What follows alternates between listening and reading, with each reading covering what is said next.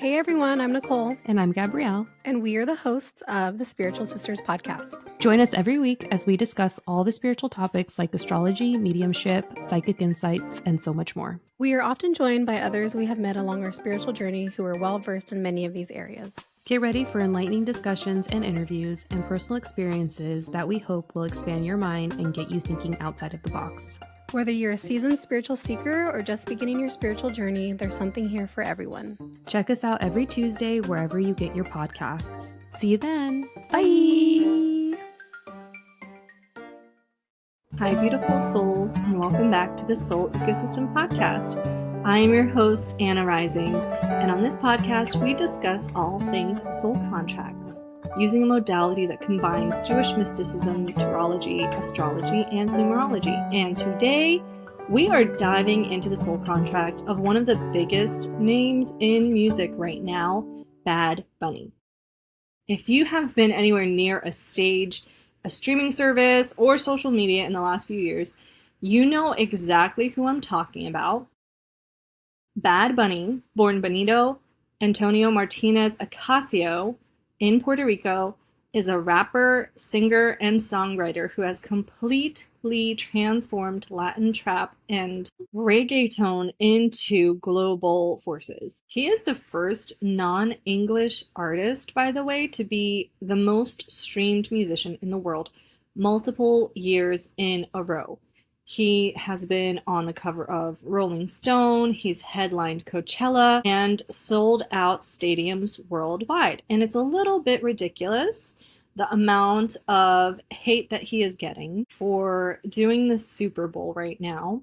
When it's not like this is the first time he is performing at the Super Bowl. He's performed with Shakira at the Super Bowl before, and nobody got bent out of shape about it then, but for some reason it's a big issue now. It's not just his music that is just insanely unique and different. He is also known for breaking gender norms in fashion, for calling out corruption in Puerto Rico, and for redefining what it means to be an international superstar. He has a tendency of doing things his way, of living life his way. And his soul contract speaks to why he has such a unique approach to life, why he is so magnetic, so trailblazing, and sometimes so controversial. I know you guys have been excited for this one. I have a lot of you guys that are Bad Bunny fans, so I'm excited to dive into this for you. I think, personally for me, the first time I've heard of Bad Bunny was like 2 or 3 years ago, and I heard about him in another song. I heard him being mentioned in a Russian rap song. So I felt like I needed to mention that to give you guys an idea of how much of an impact Bad Bunny has had on multiple cultures, multiple countries. Like, it's not just the Latin community. He is influencing this genre of music everywhere around the world. And the second I looked up his date of birth, I knew why.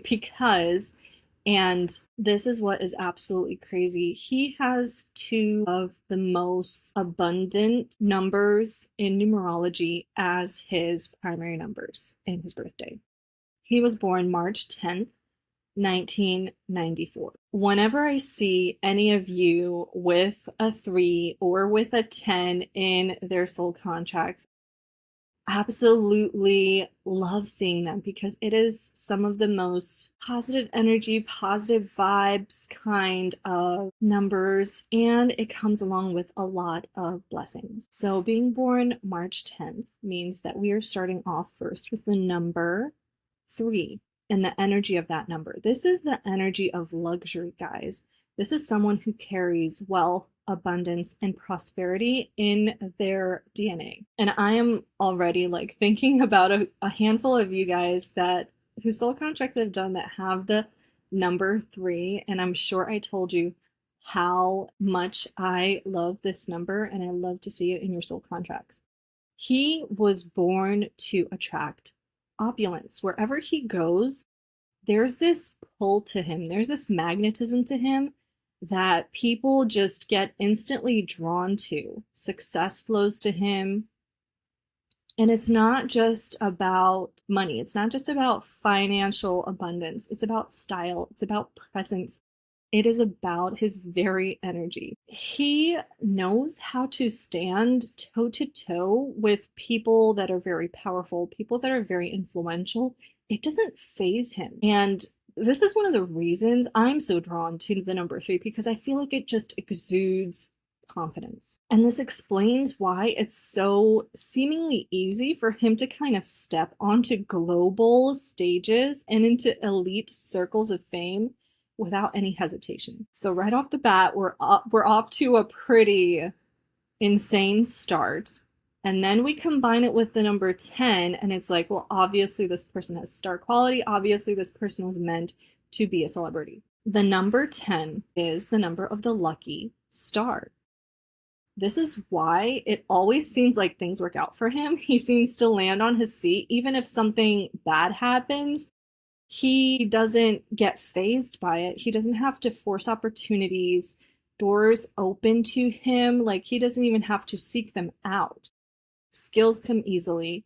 Leadership flows naturally, so much so that it might seem like things are just handed to him. But the truth is that his chart shows that this is his design. He was meant to embody luck and ease and stir a little bit of envy in other people. First, there is a shadow aspect to both the energy of the number 3 and the energy of the number 10. Every gift comes with a shadow. For the number 10, that lucky star energy can turn cold and even a little bit arrogant, tyrannical if it is misused. This kind of flow and this kind of abundance can sometimes usher in some greed and make a person always want more, to the point that his pride and there's a power hungriness that kind of takes over. And this natural charm, this natural charisma he has to himself that draws people into him becomes control. I think this is one of the reasons why he's such a hot topic right now, because of his success, because of how big of a name he's become. There's a lot of triggers that happen within people that he is bringing out because they're jealous, because they're envious. Now, when we take a look at his past life karma, the karmic debt from his past life, we see the numbers 9, 9, 18.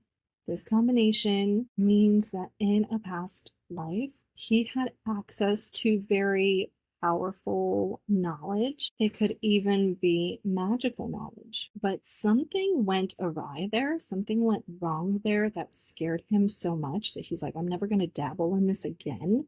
And that fear created a block, shutting down his ability to use or trust those gifts. In this current incarnation, the echo of that fear is very much still with us. It's still present. He tends to avoid the mystical. He tries to avoid stepping into control of his energy. And what's going to keep happening to him throughout this incarnation is that it's going to keep throwing these unusual, esoteric, mystical things at him. The universe is always going to present him with confronting his fear. And this is meant to help him embrace the intuitive, embrace the magical, embrace the unseen that he tries so hard to avoid. And chaos is meant to follow him until he kind of accepts this role that he's meant to play, kind of accepts the intense amount of energy and the intense amount of power that he inherently carries within his soul contract, within his numerology. Until he accepts that part of himself, his relationships might feel unstable and life may keep throwing different conflicts, different situations at him that may try and push him onto this path where he realizes, hey, there's a lot about the unseen that I'm not comfortable with, that I don't know, but that I need to kind of embrace instead of being absolutely terrified of it. This is his soul's way of pushing him back toward the path that he tried to run from before in this past life. Now, here's where things get interesting, because I really love to see how people's limiting beliefs, how people's karma works within their chart, because you're able to see some of the pushback that these individuals had to go through in order to come out on top, in order to become famous or successful. And it's a little bit ironic that Bad Bunny has an approach to life of self-limitation, of holding back. When he's in this mindset of self-limitation, it manifests as anxiety, fear of responsibility, fear of failure, or even fear of poverty.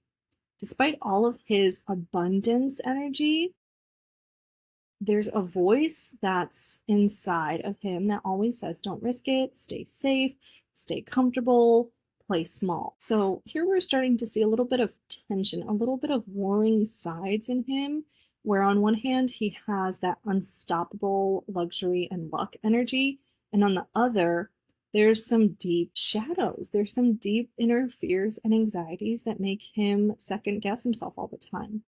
And it's a push and pull between abundance and avoidance. So you might see that in his life story. You might see that playing out before he got famous. This might have been a shadow that he had to face, a shadow that he had to overcome before he was able to reach the kind of success that he reached. Or it might still be something that weighs heavily on him. He might still be in a position where, despite all of this abundance, despite all of the success that he's achieved, he's still thinking about the what ifs. Like, what if I lose this all tomorrow? What if all of my investments tank? Or I lose the support of all of my followers? Or like I get canceled, because that's a really big deal nowadays for celebrities, for public figures. I think that speaks to how brave he is to take a stand on the social issues he has taken a stand on. I feel like he had to overcome that fear of being like, I might get canceled. I might lose everything if I choose to speak out on this. And the fact that he still went on to talk about politics in Puerto Rico, to talk about why he doesn't want to have any tours in the US, is kind of wild. And I feel like that just shows you where he's operating from. That shows you that the shadow here isn't the one running the show. He's operating from his alignment, not from fear. Now, here we are going to move into the numbers found in his destiny. It's incredibly interesting because it speaks volumes to what it is that he's doing here in this incarnation. The first number that pops up for him is the number 21. The number 21, when it shows up in your destiny, it manifests as a mission to unite people across the world, to create projects that influence people on a global scale, to work beyond the borders or the confines of where you are. This perfectly reflects his career. His career transcends language, crosses cultural boundaries, and becomes just a true world artist, which is crazy to think about. But again, with the 3 and the 10 at play here, it's like, well, that explains it. The next number we have in his destiny is the number 15. So the 15 in your destiny section is the gift of foresight. This is the ability to see beyond the present moment, see into the future, and guide others. It comes with a little bit of a shadow side because there is some pride there. Think of this as the person that's always like telling you, don't do that. And then if you do it, they're going to be like, I told you not to do it. I told you so. This is the told you so person in the shadow aspect of it. Is the person that kind of revels in the fact that they told you not to do something, like they foresaw this going wrong, and then they ended up being right because they have the gift of foresight. And they might get a little prideful about their intelligence, or in this case, just intuition. The shadow aspect of this is also that there may be an abuse of power and an abuse of money that can turn into addictions, bad choices, like issues with the law. But I have a feeling that this is part of the reason as to why Bad Bunny is as huge as he is, because there's kind of like this ability to predict what is going to be popular, ability to predict what is going to work and what isn't. The next number in his destiny is the number 9.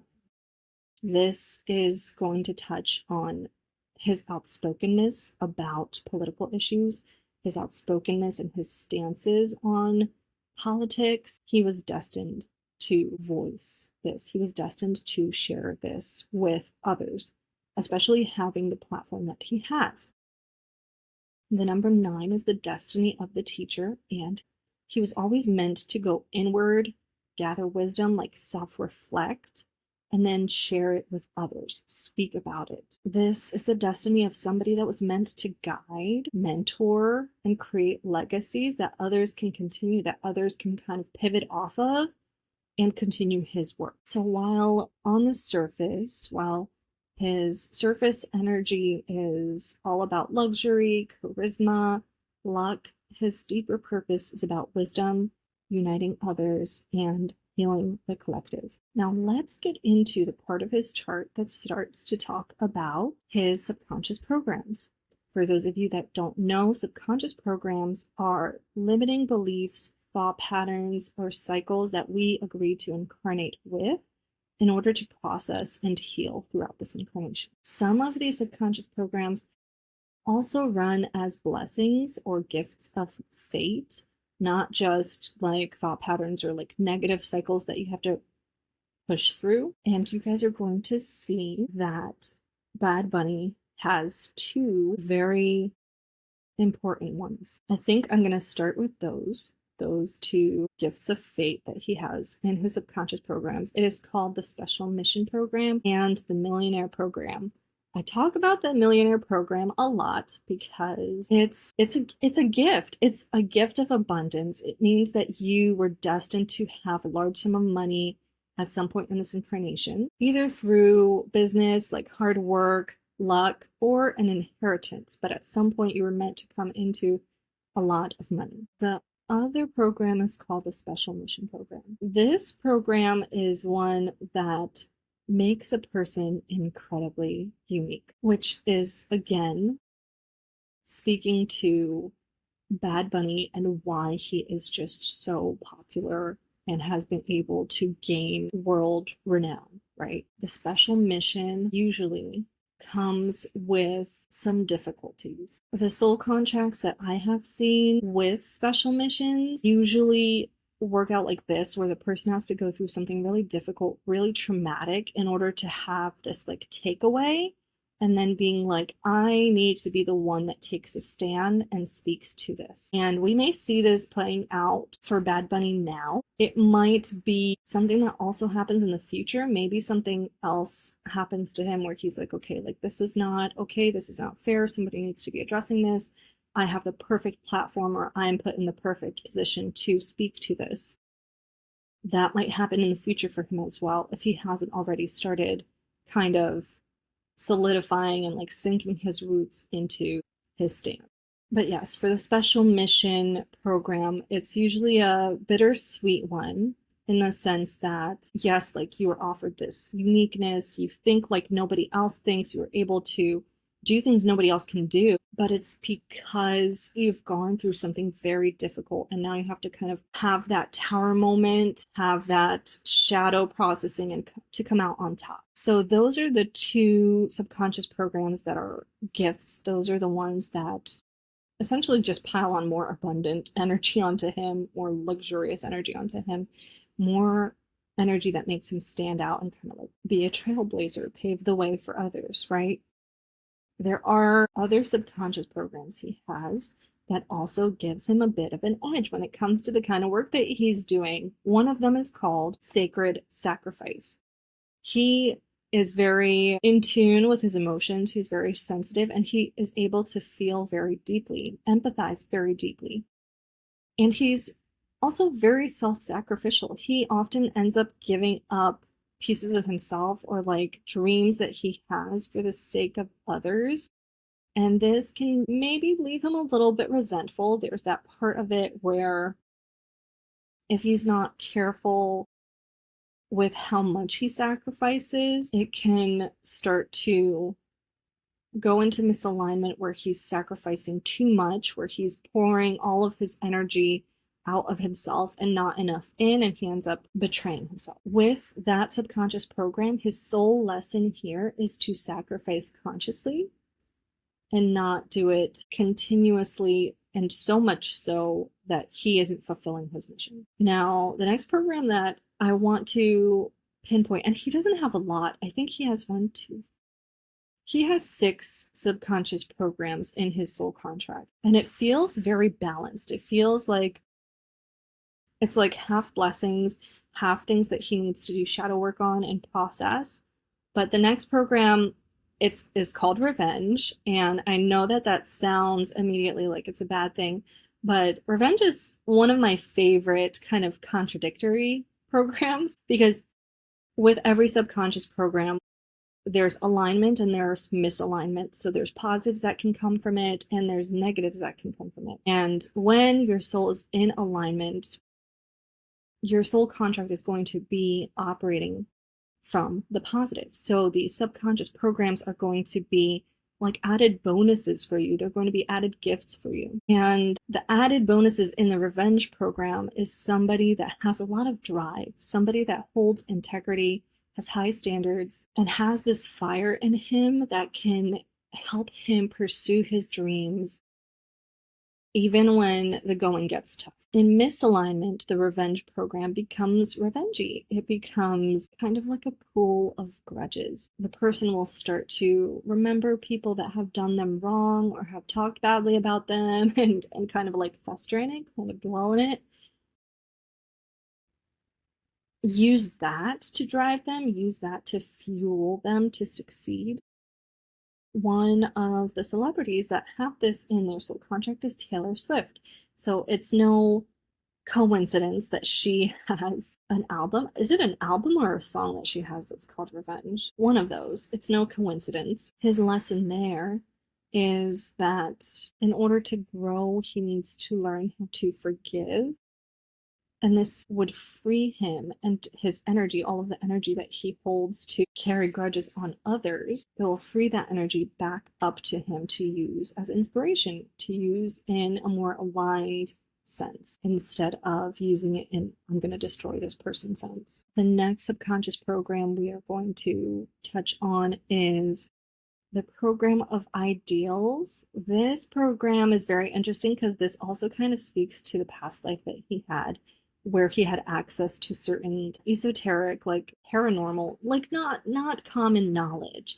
And it freaked him out and he kind of shut himself down from access to that. His lineage carries ancestral magic. That's what this program kind of alludes to. When this is acting out from a place of misalignment, there can be an idealization of family that can sabotage his relationships.